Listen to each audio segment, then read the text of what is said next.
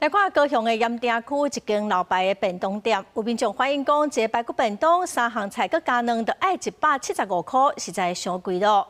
业者是强调讲，是因为因佮另外加菜，才佮爱另外算钱。嘛讲猪肉7、8月份一直会起价，菜嘛会起价。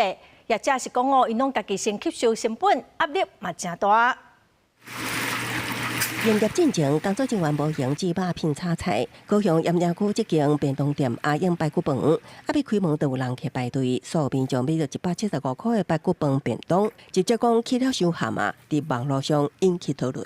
一个排骨饭的是145，一个175啊，145。175？无啦，无可能啦。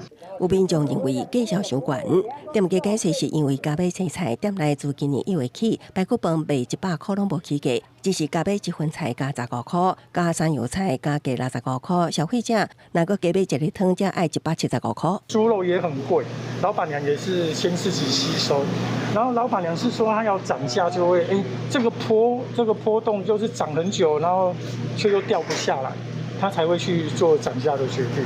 业者讲，店内肉片青菜品质较悬，成本也较悬。今年起肉片菜价拢咧起，店内也是先吸收成本，希望物价有回稳的时刻，才发现起价亲像看袂到进步。